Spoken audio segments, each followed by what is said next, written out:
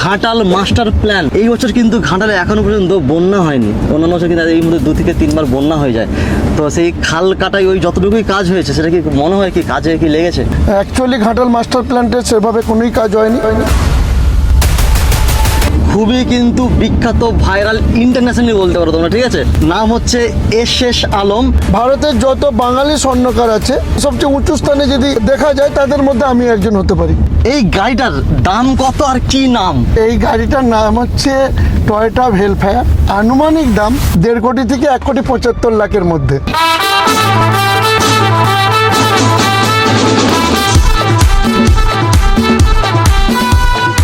আজকে আমি তোমাদেরকে এমন একজন ব্যক্তিকে পরিচয় করিয়ে দেব যার কোনো পরিচয়ের প্রয়োজন মনে হয় না। এই ইন্টারন্যাশনাল ফেমাস এস আলমের আজকে আমরা নিজের হাতে তৈরি করা দাসপুর থানা অন্তর্গত স্কুল দেখব।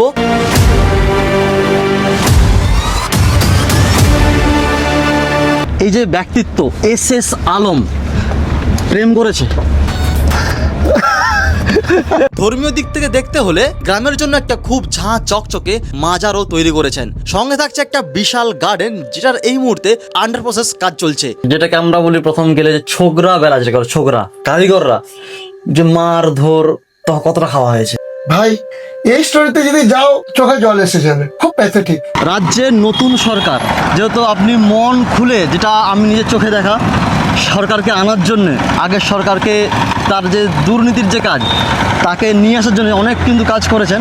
তো রাজ্য অনেক কিন্তু 3 মাসের মধ্যে কিন্তু বিভ্রান্ত হচ্ছে যে সরকার, যেটা বাঙালি আমরা ভেবে নিয়ে আসছিলাম যে সরকারকে, সেই সরকার ঠিকমতো সেভাবে কাজ কিন্তু করতে পারেন না। এটা নিয়ে কিছু বললে ভালো হয়।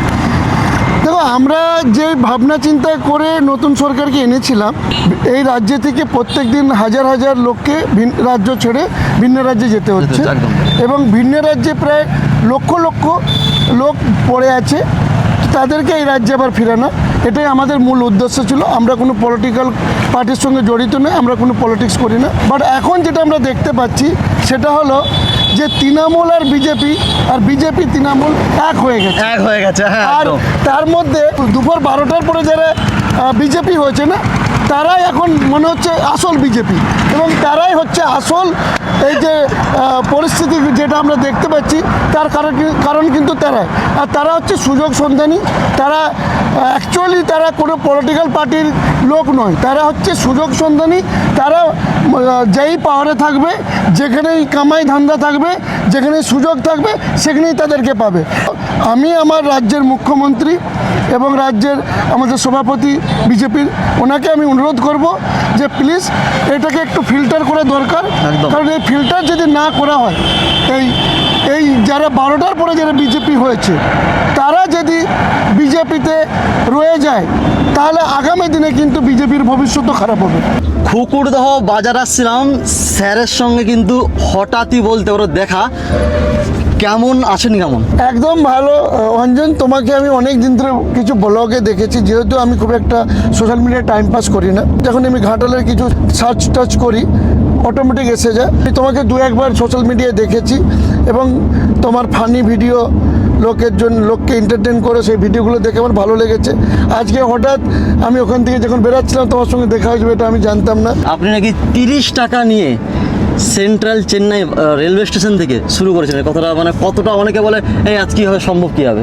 এটা একবারে সত্যি যে 1997 আমি চেন্নাই সেন্ট্রাল রেলওয়ে স্টেশনে যখন নেমেছিলাম, তখন আমার পকেটে মাত্র 30 টাকা ছিল। বাট ওটা আমার ফার্স্ট জার্নি নয়, ওটা সেকেন্ড জার্নি।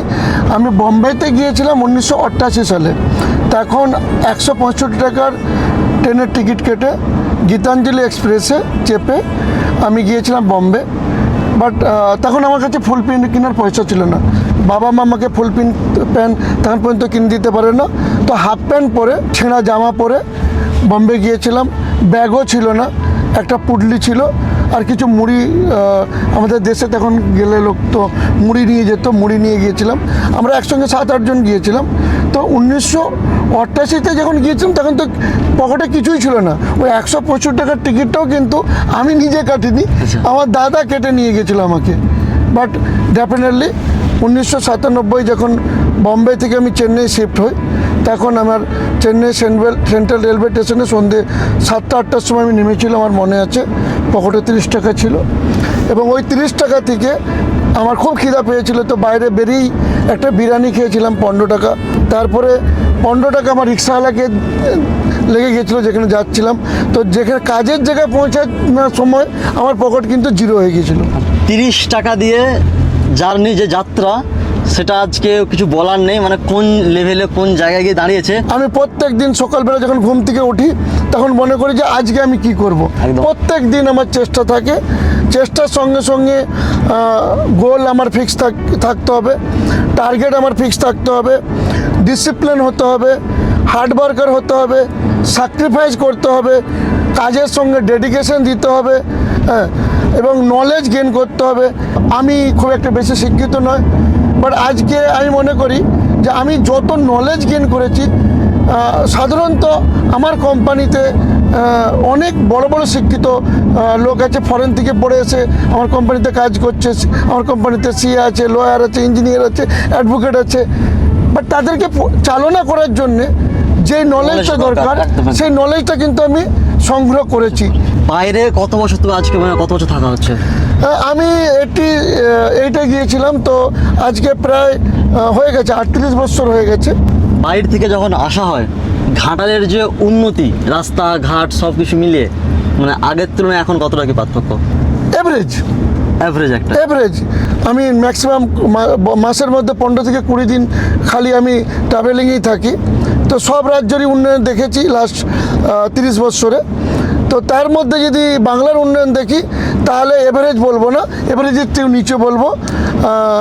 সেভাবে বাংলার উন্নয়ন হয়নি যেভাবে হওয়া দরকার ছিল। সোনার কাজের কারিগরদের লাইফ আগামী 5-10 বছরে আরও কোন জায়গায় কোন পরিস্থিতি যেতে পারে? দেখো, সোনার কারিগরে যারা লাইভ বলতে গেলে দু রকমের কারিগর আছে। একটা কারিগর বাঙালি আর একটা হচ্ছে নন বেঙ্গলি। আমি বাঙালি যেহেতু বাঙালিদের ব্যাপারে বলবো। অবশ্যই। বাঙালিদের লাইফ হচ্ছে খুবই প্যাথেটিক, আমরা সকলেই জানি। তাদেরকে ঘর পরিবার, পাড়া প্রতিবেশী, পরিজন সবাইকে ছেড়ে ভিন্ন রাজ্যে থাকতে হয়। তারা অনেক কষ্টে উপার্জন করে, অনেক কষ্ট করে কাজ করে, অনেক কষ্ট করে থাকে বাইরে। বাট একটা জিনিসের প্রবলেমস আছে, অনেকেই হয়তো লক্ষ্য করে না, যে যারা ভিন্ন রাজ্যে থাকে না, তারা নিজেদেরকে খুব একটা মডার্নাইজ করতে পারেনি। জুয়েলারি ইন্ডাস্ট্রি যতটা গ্রো করেছে, যতটা মডার্নাইজ হয়েছে, সেই মডার্নাইজের সঙ্গে বাঙালি স্বর্ণকাররা ততটা মডার্নাইজ না করার জন্যে আগামী দিনে কিন্তু স্বর্ণ কারিগরদের একটু অসুবিধা হবে আমার মনে হচ্ছে নেক্সট 5-10 বছর। আচ্ছা, গ্রামের মানুষ কীরকম চোখে দেখে? গ্রামের মানুষ 90% আমাকে খুব ভালো চোখে দেখে, 10% হয়তো তারা হজম করতে পারেনি। গ্রামের ছেলে এত উপরে চলে গেছে, বাট আমার ভালোবাসা কিন্তু গ্রামের লোকের প্রতি একই আছে। যেদিনে আমার কাছে কিছু ছিল না, সেদিনও যেরকম গ্রামের লোককে আমি ভালোবাসতাম, আপন করে নিতাম, আজও সেভাবেই করি। হয়তো সময় ততটা দিতে পারিনি। আর এই যে স্কুল দেখতে পাচ্ছ, এই স্কুলটা কিন্তু স্যার নিজে হাতে একদম নিজে হাতে। আজকে রবিবার, তাই স্কুলটা আজকে ছুটি আছে।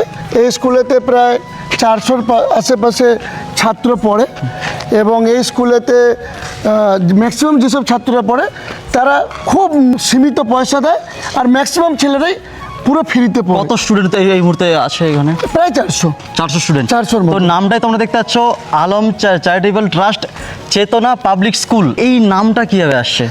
দেখুন, আমি মনে করি যে শিক্ষা কি আনে? চেতনা। আমি গ্রামের ছেলে মেয়েদেরকে, যার বাবা দিনে মজদুরি করে কিংবা রিক্সা ট্রলি চালায় কিংবা আর্থিকভাবে খুব কমজোর, তাদের বাচ্চাদেরও কিন্তু পড়ার অধিকার আছে। আমি যেমন আমার ছেলেকে একটা ভালো স্কুলে পড়াতে পেরেছি, আমার ছেলের ট্যালেন্ট ছিল, সে হয়তো জীবনে যে থাকে সে জীবনে কিছু করবে। আমি দেখেছি গ্রামে তো প্রচুর ট্যালেন্টেড ছেলে আছে, বাট তাদেরকে সেরকম সুযোগ দেওয়া হয় না কিংবা তারা সুযোগ পায় না, কারণ তার পরিবার আর্থিকভাবে কমজোর। যেহেতু আমার বাবা আমাকে পড়ার জন্যে খরচা করতে পারেনি, আমার জীবনে একটা আক্ষেপ রয়ে গিয়েছিল যে আমি যদি পয়সা থাকতো হয়তো আজকে আমি আইএস কিংবা আইপিএস হতাম। আমার ছোটোবেলায় এটা ইচ্ছে ছিল। তো আমি চাই আমার আশেপাশের গ্রামের ছেলে মেয়েরা তারা কেউ একজনও যেমন না এইটা বলতে পারে যে আমার পড়ার ইচ্ছে ছিল, বাট আমার বাবা মা আমাকে পড়াতে পারেনি, তার বাবা মা যদি না পারে, চেতনা public school SS Alam ready আছে, সে আসুক, এই স্কুলে পড়ুক এবং জীবনে তার যা স্বপ্ন আছে তার স্বপ্ন সে সফল করুক। এটা দুবরাজপুর গ্রামে, আমার গ্রাম গোপালপুর, আমার বাড়ি গোপালপুরের ঠিক পাশে। এখানে অনেকটা জায়গা নিয়ে এটা একটা ক্যাম্পাস হচ্ছে, প্রায় 5-7 বিঘা এরিয়া নিয়ে ক্যাম্পাস হবে আগামী দিনে। এখানে বোর্ডিং হবে, এখানে ট্রেনিং সেন্টার হবে, এখানে আরও অনেক কিছু হবে। এটা কলকাতার আচ্ছা স্কুলকে টেক্কা দেওয়ার মতন। এখানে পুরো ডিজিটালি পড়ানো হয়, আচ্ছা, ভেতরে ডিজিটাল একদম পুরো ডিজিটাল বোর্ডে পড়ানো হয়। এখানে যে বেঞ্চগুলোতে বাচ্চারা বসে সেগুলো সব ইম্পোর্টেন্ট বিদেশ থেকে আমি এনেছি। এখানে পুরো ফার্নিচার করা হয়েছে প্রায় 4 থেকে 5 কোটি টাকা খরচা করে। এখানে কম্পিউটার আছে, প্রায় 1 কোটি টাকার কম্পিউটার লাগানো আছে। 50% এরিয়া এখন AC এয়ার কন্ডিশন লাগানো আছে। আগামী দিনে আমাদের এটাকে 100% এয়ার কন্ডিশন করার ইচ্ছা আছে। এখানে অডিটোরিয়াম আছে, লাইব্রেরি যেটা আছে আমার, লাইব্রেরিটা আমার মনে হয় ঘাটাল মহকুমা এরকম লাইব্রেরি নেই। আচ্ছা, এই মুহূর্তে কত ছেলে কাজ করছে? তো আমাদের কোম্পানিতে আজকের দিনে প্রায় 1,500 থেকে 2,000 লোক কাজ করছে। আচ্ছা। বাট আমার যে বিজনেস জার্নি, সেখানে প্রায় আমি 5,000 ছেলেকে এখন পর্যন্ত ট্রেন করেছি। আচ্ছা। এবং তারা ভিন্ন ভিন্ন সিটিতে, ভিন্ন ভিন্ন কোম্পানিতে, ভিন্ন ভিন্ন কারখানায় সোনার কাজ করছে। আমি মূলত নতুন ছেলে, যাদের কাছে কাজের কোনো শিক্ষা নেই কিংবা কাজ পাচ্ছে না, সেসব ছেলে মেয়েকেই আমি মূলত কাজ দিই। কাজ দিই। আমার প্রত্যেক মাসে প্রায় 25 থেকে 50টা ছেলে আমার কোম্পানিতে লাগে। আচ্ছা, একটা মানুষ এত ব্যস্ততার মধ্যেও তার নিজের জন্য যে সময় দেয়, মনে হয় না সারাদিন এদিক ওদিক পুরো পৃথিবীর এই কোণ থেকে ওই কোণ যাওয়ার পরে রাত্রে ঘুমানোর সময় একাকিত্ব ফিল মনে হয়? একদম না, একদম না। আমি 5টা জিনিসকে ভাগ করে নিয়েছি। একটা আমার প্রফেশনাল লাইফ, একটা আমার পার্সোনাল লাইফ, একটা আমার ফ্যামিলি লাইফ, একটা আমার রিলিজিয়ান লাইফ, আর একটা আমার সোশ্যাল লাইফ। এই 5টাকে আমি ভাগ করে আমি প্রত্যেকের জন্য আমি টাইম অ্যালটমেন্ট করে রেখেছি। আমি টাইম ম্যানেজমেন্টের কিছু কোর্সও করেছি, যে যাতে কোনো দিকে কেউ না ডিস্টার্ব হয়। কাজের জায়গাতে কাজটা যখন করি পুরো সিরিয়াসলি কাজ করি, আবার ফ্যামিলিকে যখন টাইম দিই পুরো সিরিয়াসলি টাইম দিই। মানে যেই কাজে যখন থাকা হবে সেই কাজটা একদম 100% দেওয়ার চেষ্টা হয়। আমি মনে করি সকলের এটাই করা উচিত, যে তুমি যখন যেটা করছো সেটাকে তুমি 100% দাও। বাড়ির মধ্যে ঢুকে দেখি আনুমানিক 50 থেকে 60 জন দিদি ও দাদারা কোম্পানিতে কাজ করার জন্য ইন্টারভিউ দিতে আসছে। আর এই মানুষটাকে এত ফিট দেখার কারণ হচ্ছে এই মানুষটা তার দিনের 24 ঘন্টাকে এমন ভাবে ভাগ করেছে, একই দিনে চেন্নাই থেকে এসে ইন্টারভিউ নিয়ে আবার কিন্তু রাতের ফ্লাইট ধরে আবার চেন্নাই পৌঁছতে পারে। মানে এক কথায় বলতে পারো খুবই কিন্তু হার্ড ওয়ার্ক, আর এটাকেই বলা হয় হয়তো প্যাশন। তো মাকে সাহায্য করার জন্য 2 টাকা জন খেটে এলো, ওটা দিয়ে দিতাম মাকে, তো মায়ের সাহায্য হতো বললাম। আবার আমি মিনার কারি করছিলাম, আচ্ছা, সেখানে দাদার সঙ্গে পালিশের দোকান ছিল। SS আলম প্রেম করেছে?